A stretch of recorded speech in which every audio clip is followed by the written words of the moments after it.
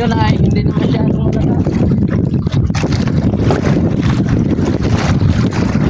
Oh, sana masukit. Hindi na sukit mga idol. Konti na lang, abutan. Ang bilis umanot ng mangga.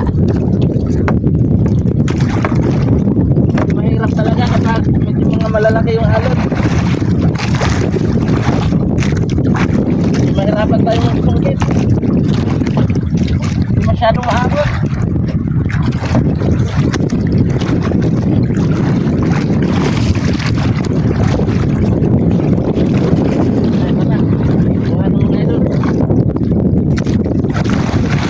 Mabigat, sana maraming laman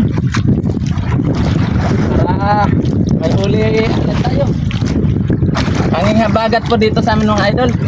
Ngayon po yung buwan na maraming mahuhuling pusit palagi yung mga trap namin.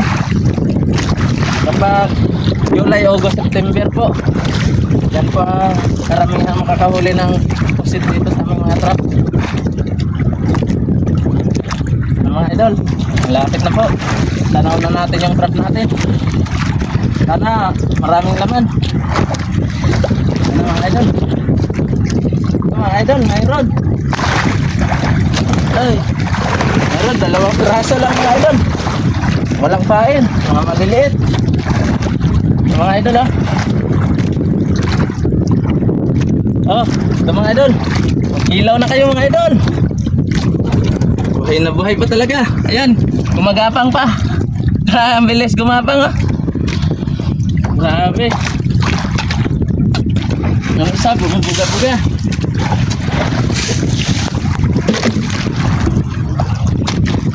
Lagyan ko naman ng kain para bukas maraming itong huli. Ito po yung bagong kain. Yan, napakabagong kain po. Nalagay ko namin dito. Sasaraduhan ko lang po mga idol. At mga idol, magluluto po muna tayo ng ulam. Kasi mag-alas 11 na po, hindi pa kami ng umagahan. Kaya mga idol, itatali po muna namin. Dahil magluluto po muna tayo ng ulam. Ito mga idol, oh, mga malalaking magnet na to. Yan. Yan po yung ulam namin ngayon. At meron ding 3 mga maliliit na magnet. At itong 3 pusit. Yan, yan po yung ulam namin. Kaya mga idol, lilinisan po natin. Tunan muna natin ang buntot para madaling balatan. Ito mga idol, ang laki ng mga magnet. Masarap na to sa sinabaw kasi sobrang laki na po ng magnet na yan. Yan, magalaw-galaw pa mga idol. Fresh na fresh talaga. Masarap tong isdang to sa paksiw, sa sinabaw at sa prito. Magbubusog na naman tayo nito mamaya. Yan mga idol, gumagalaw-galaw pa talaga. Parang gusto pa niyang lumangoy. Buhay na buhay pa.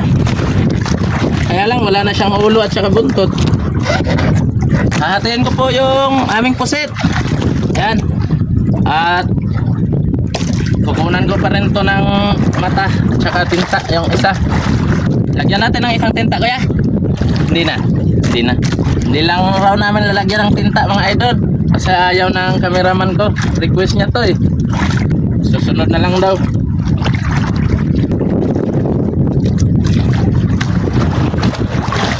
Mga idol, babalatan ko na po itong mga malalaking magnet. Yan oh.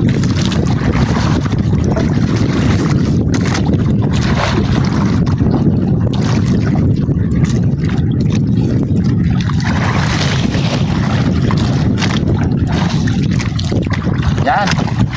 Dahil dalawa lang kami ni Kuya Prime, yan lang po yung lulutuin namin. Hindi na kasi kami nakapamana mga idol eh, kasi malakas na yung hangin at mga malalaki na yung alon. Kaya ito na lang yung mga isda na pumapasok sa trap namin, yung iulam namin. Tsaka pasit. Hugasan po natin.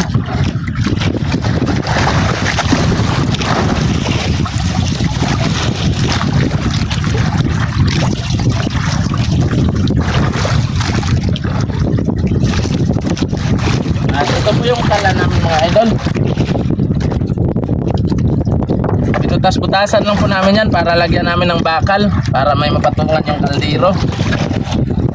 Ayan, ganyan na. Diskarte lang talaga dito mga idol. Kailangan sa laot para makapag-kain. At ito po yung kaldero namin. Hugasan po namin dito. Wala nang sabon-sabon dito mga idol.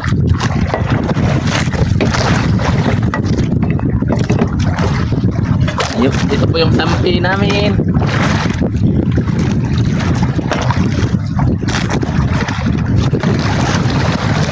Ito po yun mga idol. Ito po yung kaldero namin. May epoxy na nga sa loob, oh. Kasi nabutas. Inipoxyan ko na lang po. Kasi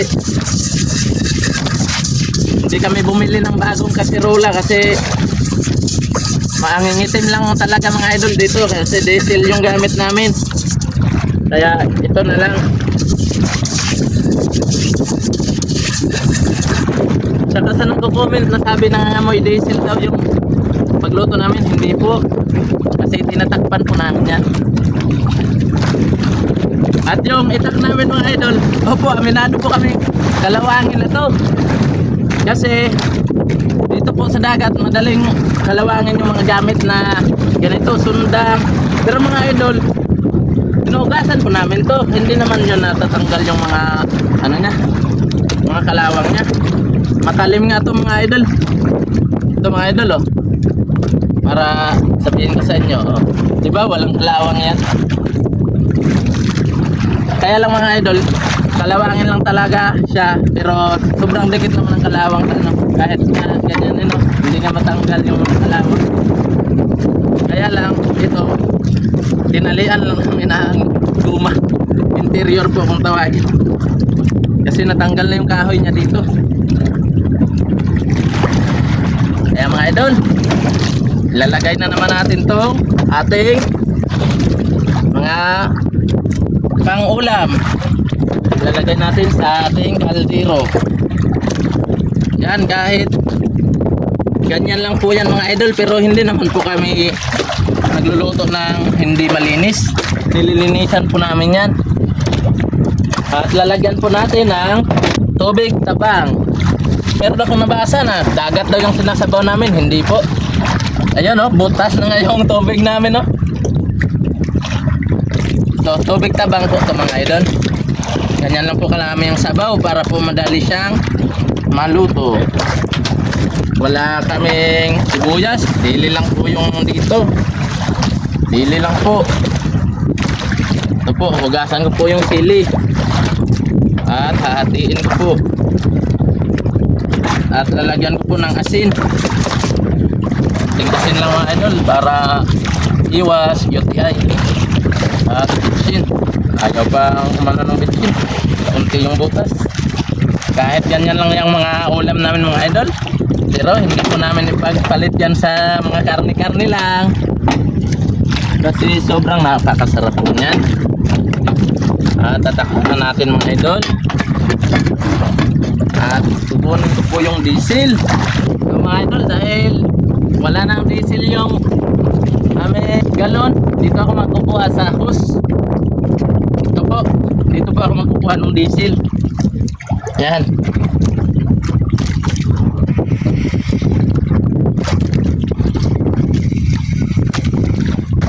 Yan, maghugas muna tayo para hindi mangangamoy diesel yung ating kamay. Lagyan ko na po ng diesel mga idol.